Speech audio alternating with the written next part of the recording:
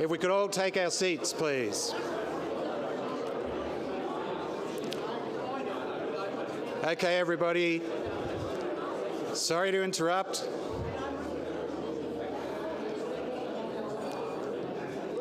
If I could ask you all to sit down, we still have a little bit more to do this evening. Thank you. As I said before, it always feels terrible to interrupt such an excited crowd, but we do have more that we have to do this evening. So,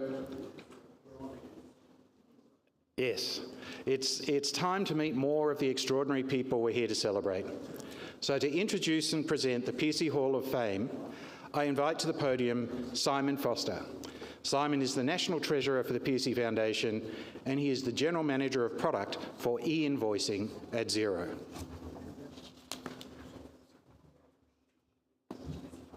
Yeah, it's a pleasure.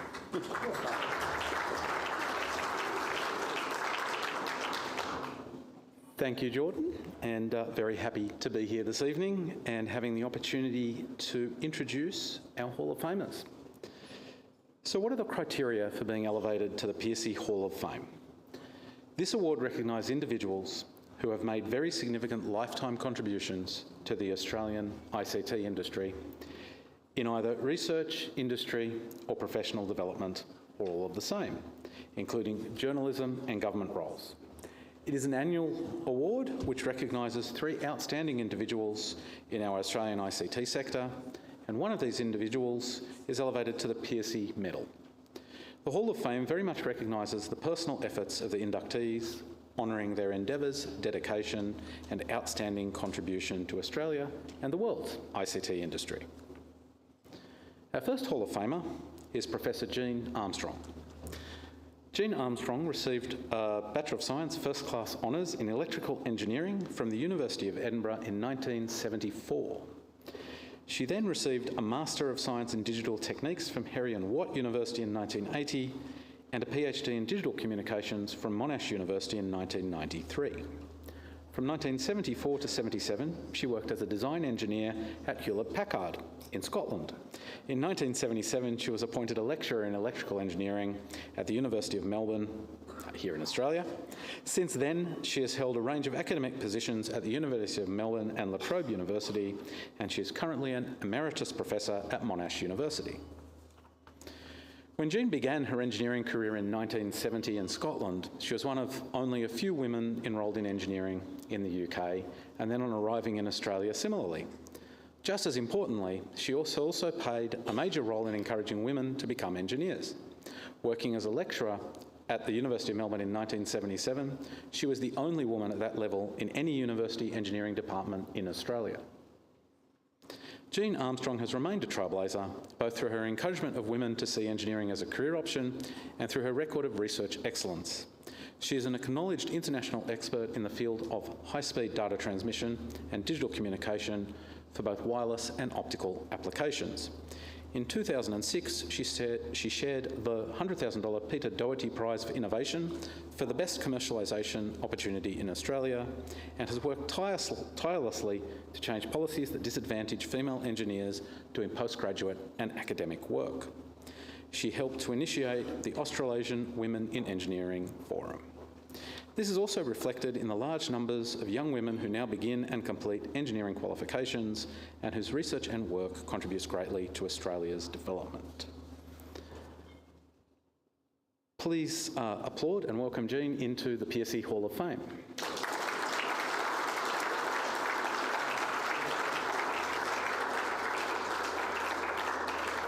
Unfortunately, Jean is currently on a plane flying to the US, and so she can't be with us. But she has provided a letter of acceptance, and Jordan will do the formal piece. So I invite Jordan up here. There you are, on behalf. Like I did this before, since they're both from Victoria and I'm the chair of the Victorian Committee, I get to take it on their behalf. Great. So I'll read Jean's letter. First of all, apologies for not being able to join you in person this evening. Unfortunately, it has clashed with a long-planned overseas trip. As you all know, during the last half-century, ICT has transformed our world. I've been fortunate to be able to contribute to some of the research and inventions that have underpinned this transformation. For most of my career, I have worked in the field of digital communications, initially in 1974 at Hewlett-Packard, designing test equipment for the new fast trunk telephone systems operating at data rates in the 10 to 100 megabits per second range.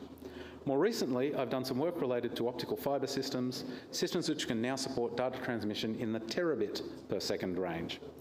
Data rates have increased by many orders of magnitude. The link between my work on these two very different fields is OFDM, the modulation technique used in Wi-Fi, 5G, and many other high-speed systems. It is gratifying to know that somewhere buried in my laptop and mobile phone, there may be something based on my papers or something that I invented. I would like to thank the Pearcey Foundation for this award, congratulate all the other award winners, and wish you all a very pleasant evening.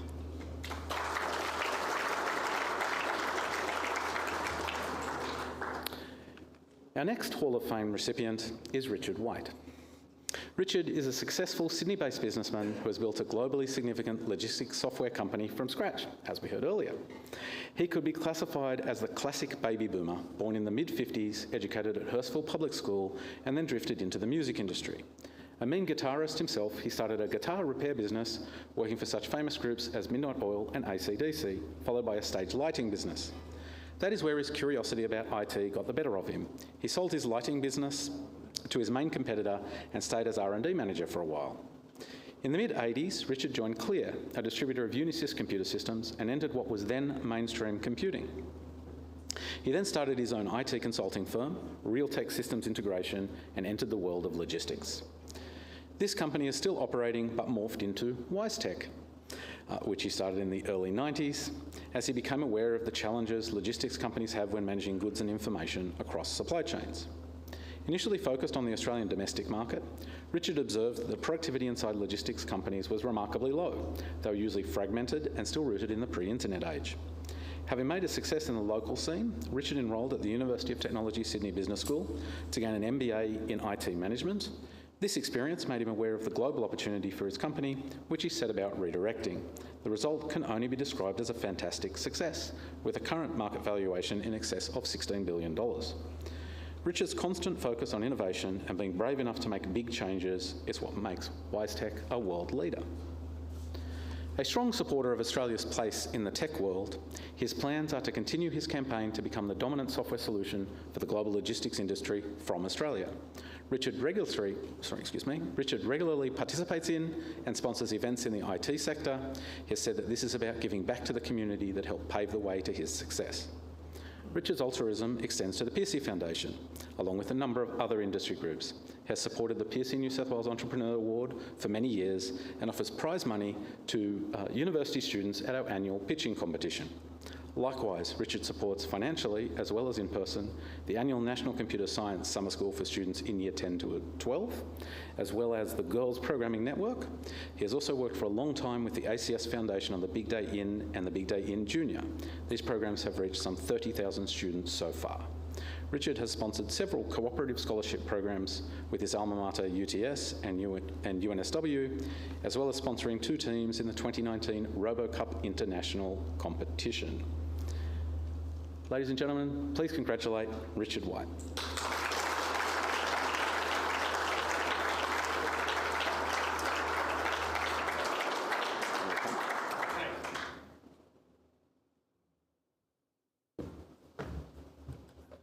Thank you. I invite you to say a few words. Oh, thank you.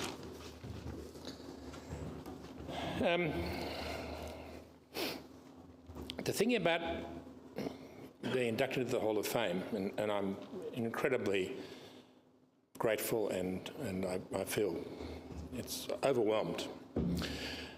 But I think what this does is it allows me to pursue further and deeper and greater efforts in education. I really believe that we have a fundamental problem in education that needs to be solved, particularly in technology education, engineering, but most people call it STEM. I don't particularly like the word STEM because I think it turns people off, or children, young adults turns people off. But we actually have to be able to create the engineers of the future, the computer engineers of the future, the technically skilled, capable people that can make Australia into more than just living off the sheep's back or mining mountains of coal and iron ore and sending it to China. We can do much more than that. It's clear from the many people that have gone before me here, the award winners, the entrepreneurs, the Hall of Famers, and everybody in the room, that we can do more for education. We can do more for our K-12 and our undergraduates and bachelor degrees. We can make Australia much greater by looking at all the things that we have done and realising that we can still do more. So I'm going to take this award and I'm going to use it to accelerate, to amplify and to increase all the things that we have been doing and all of us should be doing, and I'm going to make it my life's work to continue to do that. Thank you.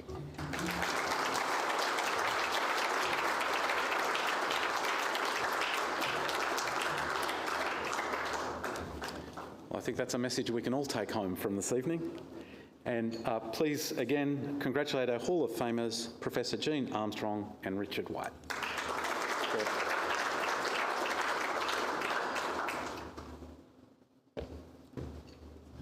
Excellent. Thank you very much, Simon. And, well, let's do it. One more round of applause for all of the Hall of Fame inductees. All right. So now we are going to take one other very short break, a 15-minute break for dessert, and then we're going to return for the grand finale, the Pearcey Medal.